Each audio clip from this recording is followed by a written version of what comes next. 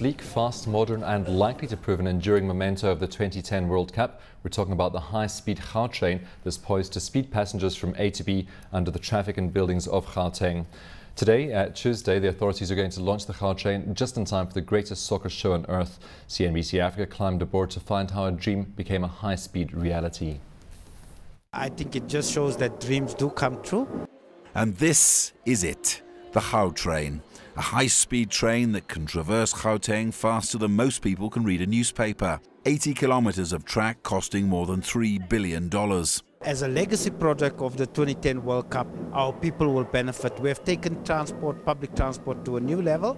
The Gautrain will be able to whisk people from stations like Midrand and Sandton to the airport in 15 minutes.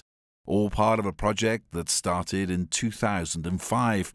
It's been through almost everything since then, including industrial unrest and questions about the cost.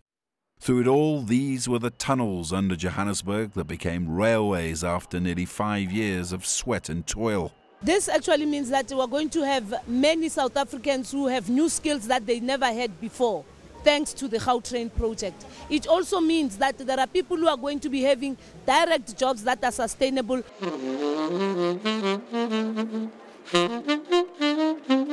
This was a sneak preview of the service the Gautrain will offer. It'll cost R100 a trip to the airport at speeds of up to 160 kilometers per hour. It'll work out a lot cheaper if you buy a season ticket. These are the first 2 stations, Midrand and Sandton. The question is, when will the other 8 stations be finished? Well, with the launch of the Gautrain arriving just in time for the greatest soccer show on earth, Jack van der Merwe joins me now in studio. But before we get into our conversation with Jack, Celeste Baliraj and Bianca Barnard, employees here at CNBC, join us as well. Celeste and Bianca amongst those to have taken the ride this morning. Thank you both for joining us today. Well, Celeste, making your way from the Marlborough station to here in Sandton, run us through the experience for you. I must say it was fantastic. We basically got off the highway onto Marlborough, got in at the Marlborough station. There were so many people around to help you and direct you to where you need to be. Security was all over the place. It was great. In a flash, we were in Sandton and just across the road. And what about people? I mean, were there lots of people waiting to get on board? Not that many at Marlborough, but I think Sandton is really the hub of activity at the moment. There were loads of people at Sandton Station with their luggage, with their kids. It was, yeah, it's just a good experience. So amazing experience there, Bianca. I know that you share that sentiment. So hassle-free and zippy. Let's talk cost, because looking at it, 16 Rand to get from Marlborough Station to here in Sandton. Some would say that's a bit much. So is it really worth it? I think it is. I think in terms of the convenience, it is so well worth it. Sitting in traffic is very frustrating, and I think you sometimes want to kill the person in front of you or behind you. So in that sense, I think it's a great, worthwhile cost. And I think in terms of if you're en route, it's convenient. You do just jump on the train and come to work. Who thought? Well, Celeste, what kind of maths have you done in terms of how much it will save you cash-wise, but also time-wise on a weekly basis? Well, look, I wouldn't say it saves me that much cash. It's about 218 Rand a week if I get a weekly pass. There's various options. You can do the monthly pass or the weekly pass. For me, the best would be a weekly pass because I'm not going to use the train on the weekend. And then it would take me, what, 218 times 4 a month, and then with the convenience of it, I mean, you can't put a cost to that, really. You can't. So it works for me. Well, thanks, guys, for joining us in studio this afternoon. Jack, of course, you're sitting at the helm of all of this. It's been highlighted in the pack, a dream finally becoming a reality, and then straight from the consumer's mouth saying that the experience has, in fact, been a real dream. So how are you feeling today? Because it's certainly been a long road.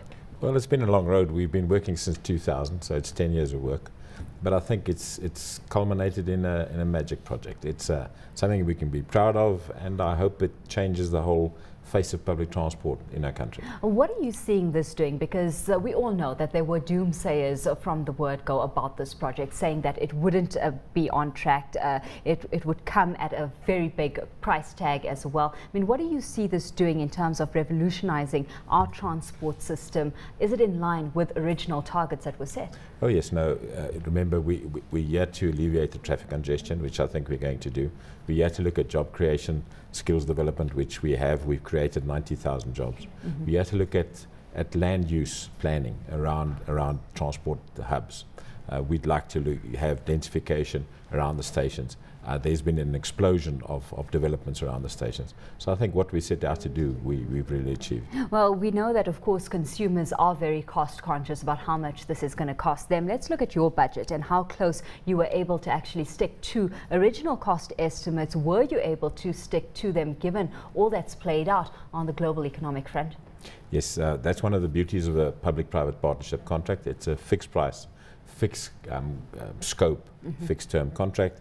We signed a contract for 25.5 billion rand, and we're still within that. There's a bit of overrun because of CPIX, because of CPIX increases, but that was predictable, and we're handling that. Well, it's certainly just about the right time to be creating this feeling of national pride with the World Cup kickoff happening on Friday. Has today been all smooth sailing, or are there still a few kinks that need to be ironed out here and there? No, I think the feedback is that there's a great demand.